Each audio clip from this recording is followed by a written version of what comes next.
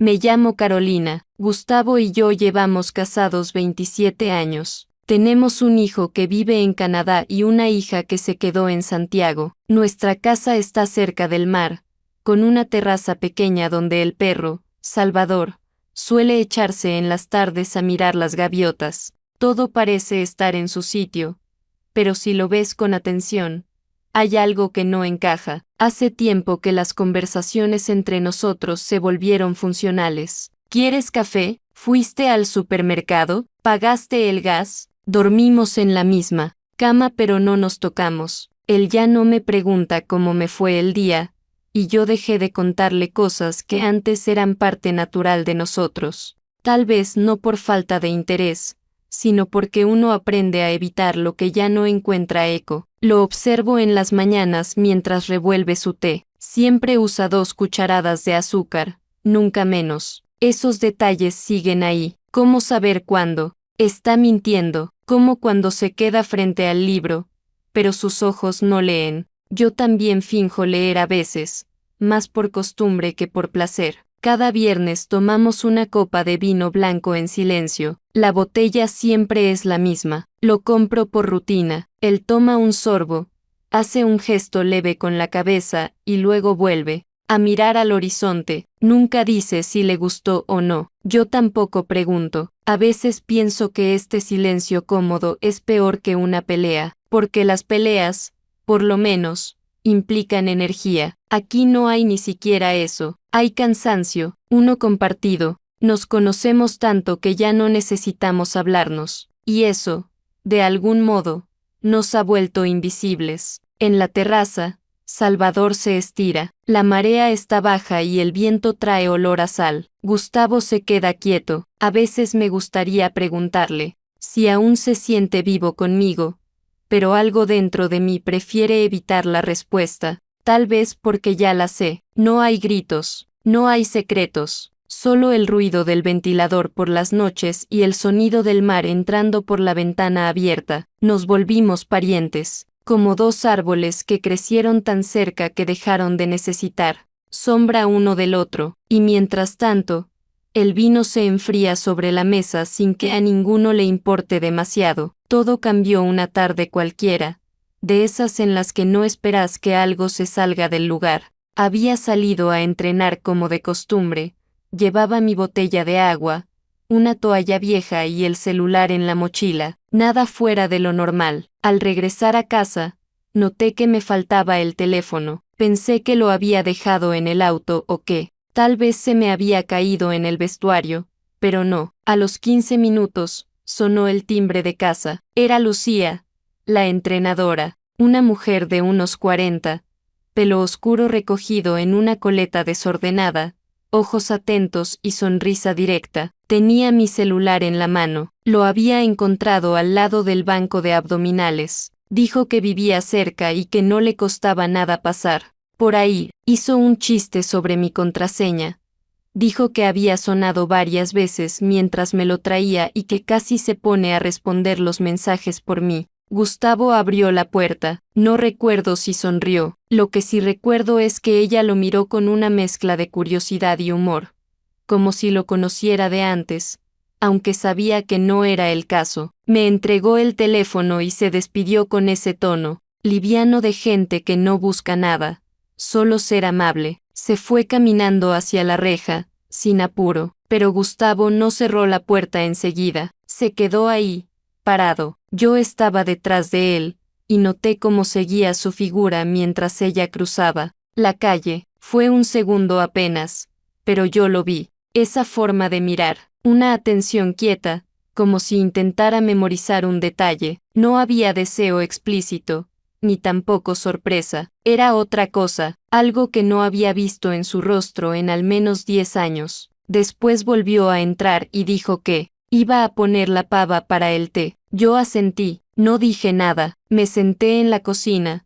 apreté el celular con fuerza, sin saber bien por qué. No me molestaba Lucía, ni su visita, ni su sonrisa. Era otra cosa, era la grieta, esa que empieza con una mínima desviación, con una pausa en la puerta, con un pensamiento que no decís en voz alta pero se queda en el cuerpo. No dije nada esa noche, pero empecé a mirar distinto, y cuando una empieza a mirar distinto, ya no puede dejar de hacerlo. Un miércoles por la tarde, mientras yo aún doblaba ropa en el cuarto, escuché ruido de cubiertos, puertas de la alacena y un cuchillo picando algo sobre la tabla. Era raro. Gustavo no cocinaba desde hacía años, no por falta de tiempo ni por descuido, simplemente se había despegado de esa costumbre sin que lo habláramos nunca. Cuando entré a la cocina, lo vi de espaldas, con el delantal cruzado mal, sacando un bol de vidrio del estante alto. Había una fuente sobre la mesa,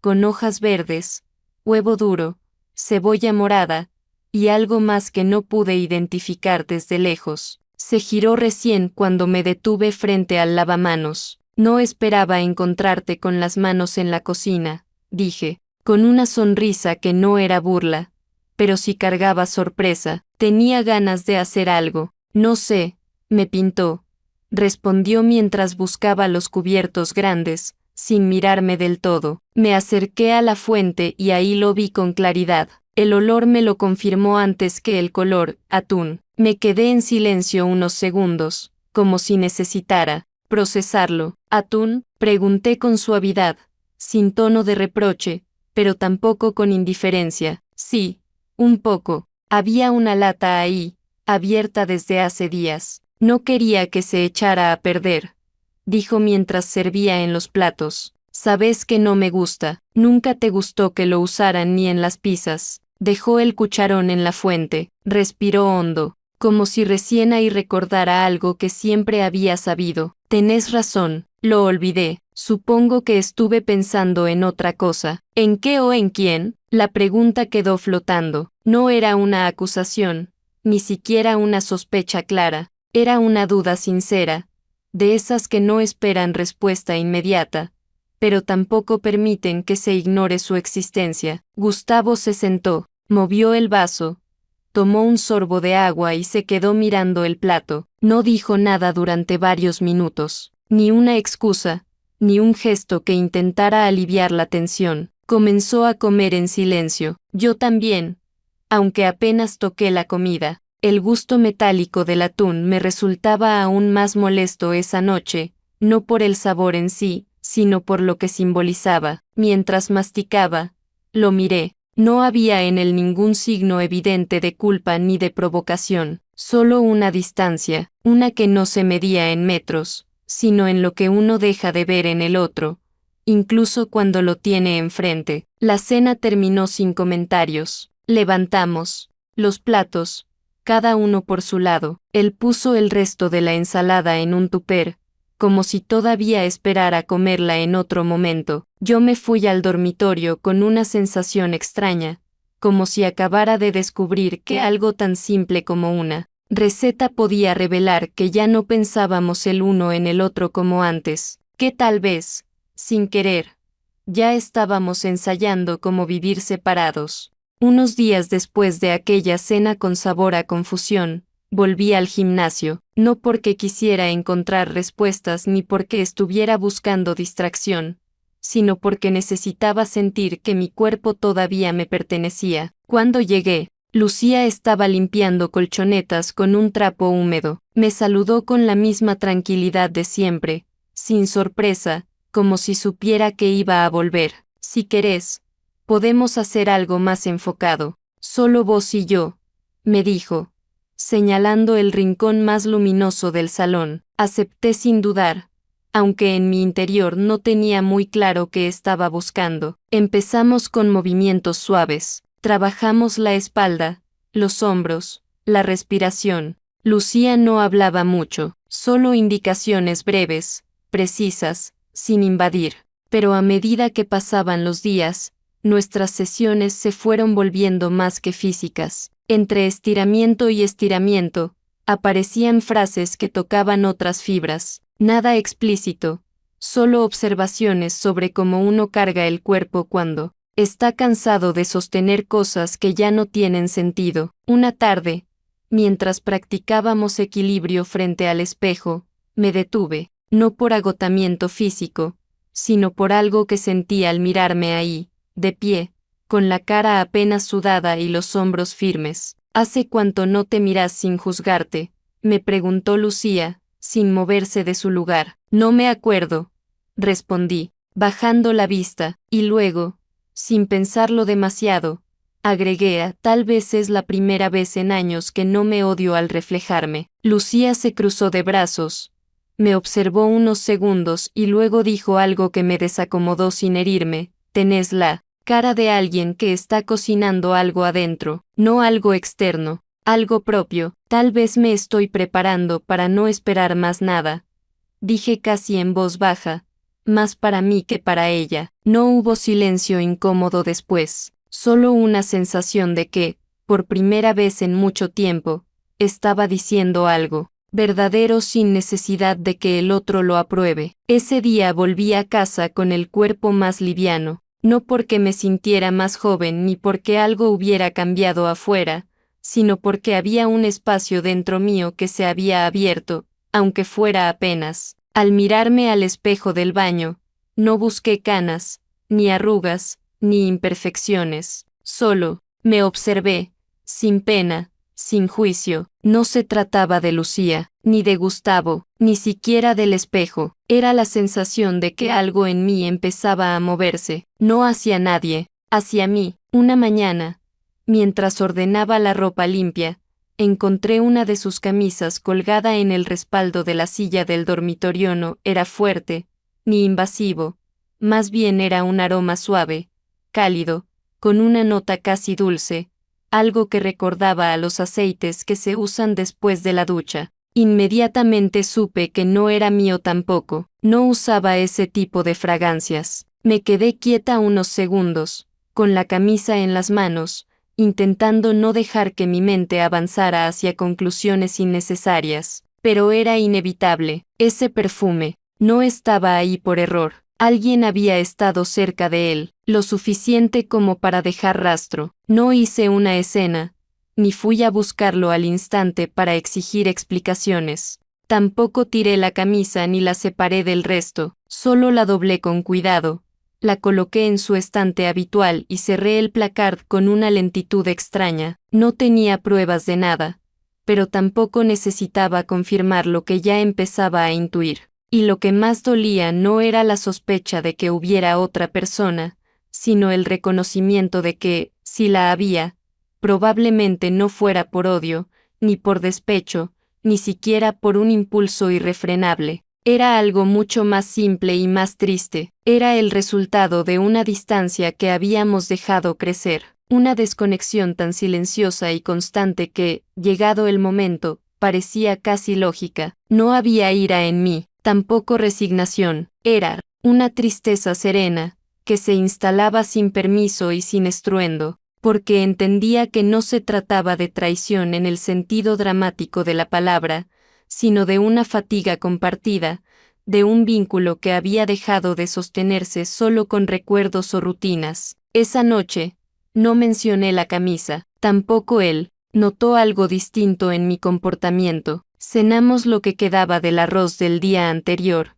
hablamos poco, vimos una película sin demasiado interés. Cada uno sabía que algo había cambiado, pero los dos evitamos mirarlo de frente, y así, en esa calma tensa, empezamos a acostumbrarnos a un tipo de distancia que ya no necesitaba explicación. La decisión no fue repentina. Después de varios días de esa convivencia flotante, con palabras mínimas y gestos automáticos, sentí que tenía que hacer algo, no para salvar el matrimonio, no para provocar una crisis, solo para entender si todavía había algo que podía moverse, algo que no fuera puro aguante. Le escribí a Lucía sin pensarlo demasiado. No fue un mensaje largo, ni cargado de explicaciones. Solo le dije que quería verla, que necesitaba hablar con alguien que no me preguntara si estaba bien. Me respondió al rato: nos vemos donde quieras. Elegí la playa, no porque fuera simbólica ni especial, porque necesitaba espacio abierto,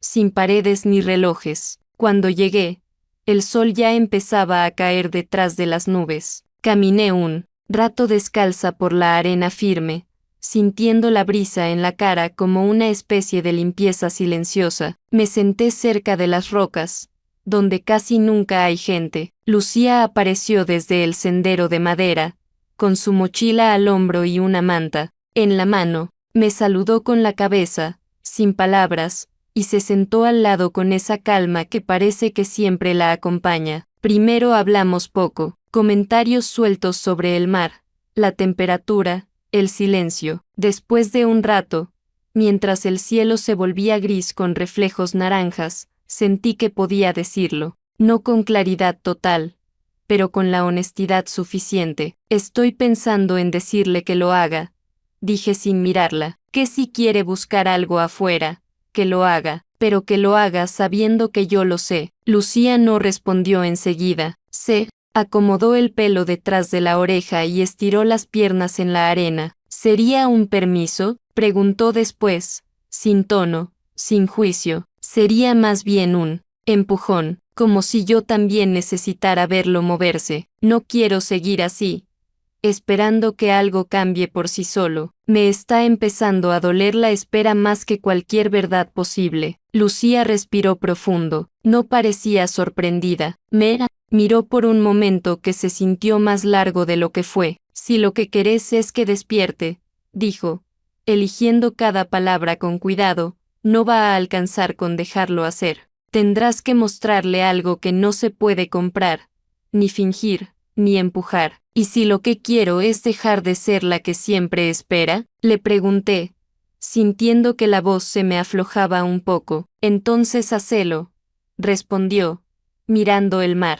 Pero hacelo para vos, no para él. Nos quedamos un rato sin hablar, con el sonido del agua de fondo. No hubo grandes revelaciones ni abrazos, solo esa especie de acuerdo silencioso que se forma cuando dos personas entienden algo sin necesidad de explicarlo. Esa noche, al volver a casa, Gustavo ya dormía. Me acosté despacio, sin ruido, con la certeza de que algo se había puesto en marcha. Todavía no sabía si era una salida o una entrada, pero ya no era espera, era otra cosa. En los días que siguieron a aquella conversación en la playa, el ritmo en casa no cambió, pero yo ya no estaba igual. Me movía como siempre, cocinaba, lavaba, le hablaba a Salvador por costumbre, pero por dentro algo había terminado de romperse. Ya no esperaba una reacción, sino una confirmación. Quería saber si lo que quedaba entre nosotros era solo costumbre o un reflejo de algo que aún respiraba en algún rincón. Le pedí a Lucía un favor que ni siquiera sabía cómo nombrar del todo. Le dije que el día del cumpleaños de Gustavo,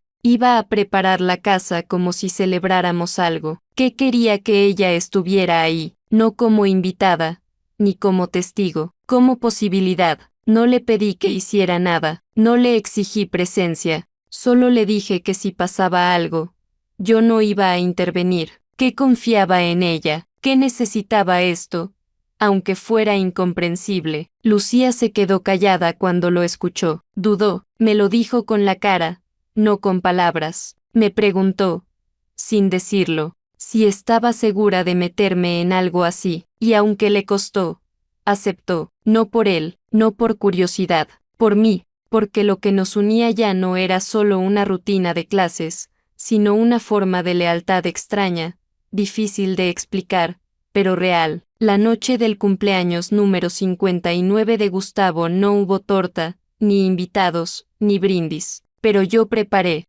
todo como si el festejo fuera real. Encendí una luz suave en el dormitorio. Puse a hervir canela con cáscara de naranja para llenar la casa con ese aroma cálido que siempre lo relajaba. Elegí una lista de música con voz baja. Compré el mismo vino blanco que usábamos en nuestras noches tranquilas. Lucía llegó temprano. No traía regalo, solo una expresión contenida. Se sentó en el living, sin decir mucho, con las manos apoyadas en las rodillas. Gustavo entró más tarde, con la ropa salpicada de mar, todavía oliendo a red y sal. Venía de pescar como siempre, con la cabeza en otra parte. Al ver la luz tenue, la música, la copa ya servida, Se frenó, me miró con cierta inquietud. ¿Qué pasa?, preguntó, como quien no sabe si debe reírse o preocuparse. Tengo una sorpresa, no te asustes, le dije, y caminé hacia la terraza sin esperar respuesta. Me senté con una copa entre las manos,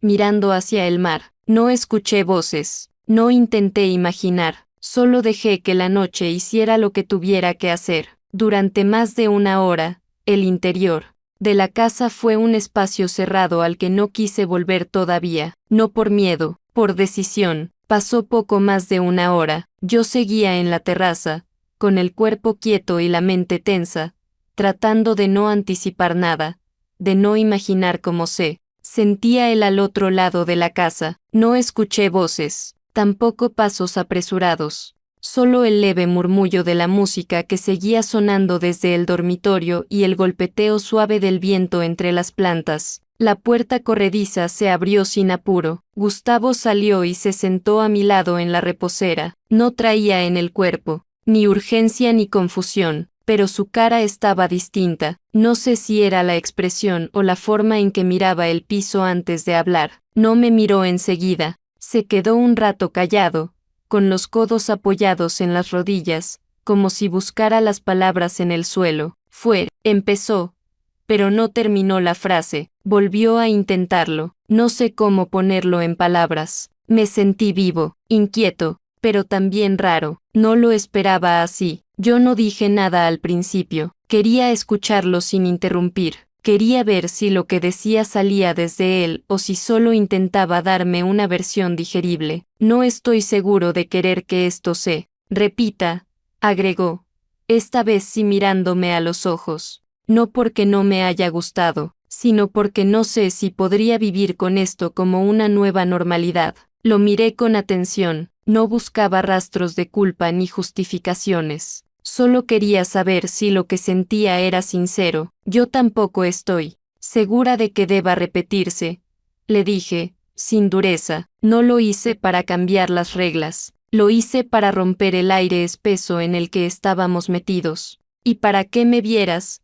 Aunque fuera por un momento. Él bajó la mirada, como si le costara sostenerla, pero no era rechazo, era algo más delicado. Cuando volvió a mirarme, vi en sus ojos algo que hacía años no estaba ahí, una emoción sin defensa, agradecimiento, quizás, o simplemente una forma de decir te vi sin palabras. Nos quedamos ahí sentados hasta que la música se detuvo. No dijimos nada más, no hicimos planes, no hablamos del día siguiente, pero esa noche, por un instante, él me vio, no como madre de sus hijos, no como la que prepara la mesa o guarda las camisas, me vio a mí, y aunque fue breve, fue real. Una semana después de aquella noche en la terraza, algo cambió de forma definitiva, aunque al principio no supe si era en él, en mí o simplemente en el aire que compartíamos. Gustavo comenzó a comportarse distinto, pero no en el sentido dramático de un quiebre evidente, era más bien una transformación sutil, persistente, casi imperceptible para alguien que no lo conociera. Hablaba menos, y cuando lo hacía, sus frases eran más mecánicas. Se levantaba, más temprano, pero no para hacer nada en particular. Solo se sentaba con el café en la mano, mirando por la ventana con una expresión que oscilaba entre el cansancio y la evasión. Volvió a fumar con más frecuencia, algo que había dejado hace años después de un susto médico menor. Al principio, eran 2 cigarrillos al día, pero pronto se convirtieron en 5, luego más. Salía al patio, fumaba de espaldas a la casa, y regresaba con el olor impregnado en la ropa. No me lo explicaba, ni yo se lo preguntaba. Había una especie de acuerdo tácito de no invadirnos, de no pedirle al otro una respuesta que no estaba listo para dar. Pero lo que más me dolía no era su silencio, ni el humo, ni la distancia física, era que evitaba mirarme a los ojos. Cada vez que hablábamos, lo hacía con la vista fija en algún punto de la mesa, en su taza, en la pantalla del celular. Ya no buscaba mi mirada como antes, y eso, más que cualquier palabra no dicha, me confirmaba que algo se estaba desmoronando sin posibilidad de ser contenido. Un día, mientras acomodaba los platos después de almorzar, su teléfono sonó. Él estaba en la ducha, y la pantalla se encendió justo cuando pasé cerca. No soy de revisar sus mensajes, nunca lo fui, pero esta vez no fue una decisión, sino un acto reflejo. Leí sin tocar nada, solo lo que se mostraba en la vista previa. Era un mensaje de Lucía, corto, directo, pero con un peso que me heló el cuerpo. No hablaba de lo que había pasado aquella noche, ni mencionaba detalles. Solo preguntaba algo. ¿Qué lo atravesaba todo?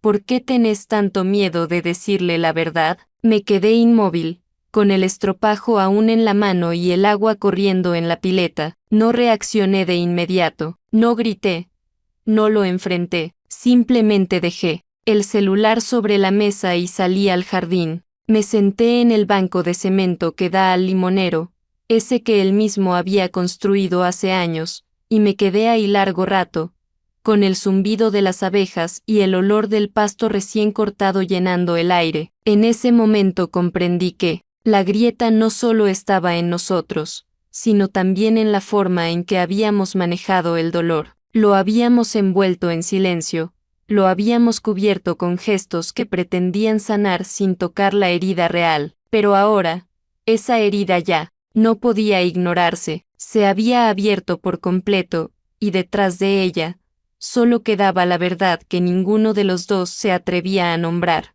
La mañana en que tomé la decisión de irme no se diferenciaba demasiado de cualquier otra. La luz del sol entraba con suavidad por las cortinas del comedor. Salvador dormía bajo la mesa, como lo hacía cada día. El café comenzaba a hervir en la cafetera con ese sonido familiar que siempre acompañaba el comienzo de la jornada. Sin embargo, algo dentro de mí ya había cambiado. No sentía enojo ni ansiedad. Era más bien una certeza tranquila, como una sensación que aparece cuando ya no queda nada por discutir ni por retener. Durante varios días, Gustavo y yo apenas nos hablábamos. Solo cruzábamos palabras necesarias, esas que sirven para lo cotidiano y que no cargan intención real de conversación. No hubo gritos ni reproches. Simplemente, la distancia creció poco a poco hasta convertirse en la única forma posible de compartir un espacio. Comprendí entonces que quedarme no tenía sentido. Irme,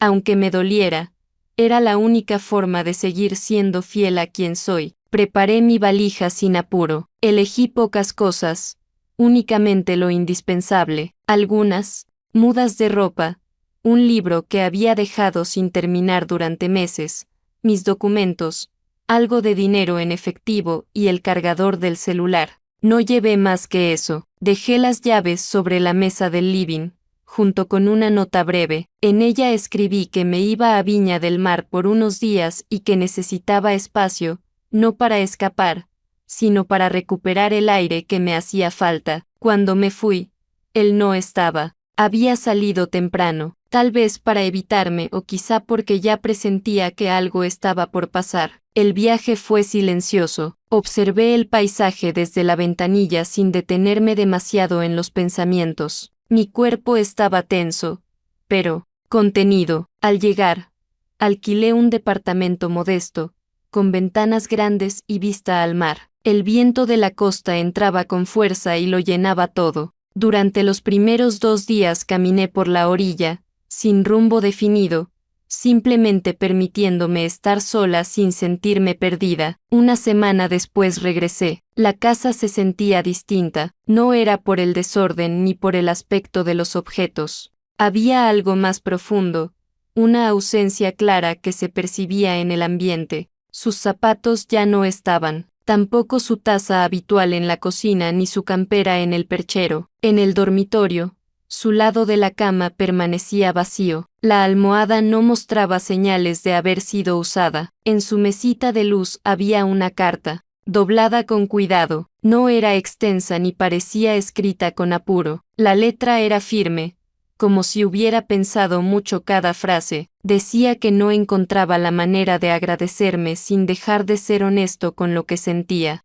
Mencionaba que la noche que pasó con Lucía lo había enfrentado con una verdad que ya no podía seguir ignorando. Aclaraba que no se trataba solamente de ella ni de mí, se trataba de él mismo, de una forma de vivir que ya no lo contenía. Como antes, terminaba pidiendo disculpas, no por haberse ido, sino por no haber encontrado el coraje de hablar con claridad antes. No dejó sus llaves, solo ese papel, un poco del calor que aún quedaba en las paredes y un silencio que ahora se sentía distinto. Ya no era un silencio que dolía, sino uno que ofrecía espacio para algo nuevo. Desde ese momento, todos los sábados desayuno en la cocina que da al mar. Es el mismo lugar donde tantas veces compartimos el silencio con Gustavo, pero ahora lo hago sola, sin apuros. Sostengo una taza de café caliente entre las manos y extiendo un mantel claro sobre la mesa.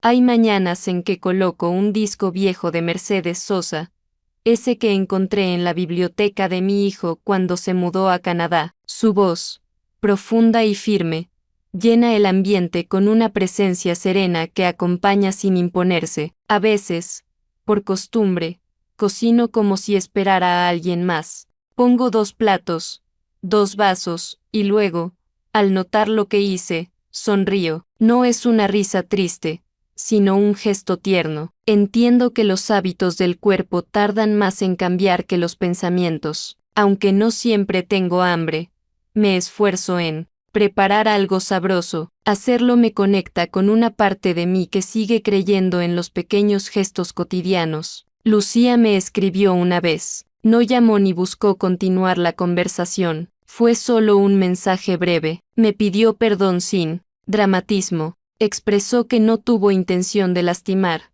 pero que comprendía que el daño había sido real. Leí ese mensaje mientras tomaba mate en la terraza. Lo leí otra vez y luego lo archivé. No respondí, no porque estuviera molesta, sino porque sentí que no había más que agregar. A veces el perdón necesita tiempo, no palabras. No la odio, ni siento que me haya quitado algo. Lo que había entre Gustavo y yo ya se estaba apagando desde hacía tiempo. Lo nuestro se fue deshaciendo en silencio, sin escándalos, como un hilo que se desprende de una costura antigua. El amor no siempre se rompe, a veces se transforma, se convierte en algo distinto, en memoria, en respeto, en una nostalgia suave que ya no duele, solo acompaña. Todavía sueño con él de vez en cuando. En los sueños no hablamos, solo nos miramos. Él me observa como aquella noche en la terraza, con una mirada sincera, sin temores ni barreras, y cuando despierto,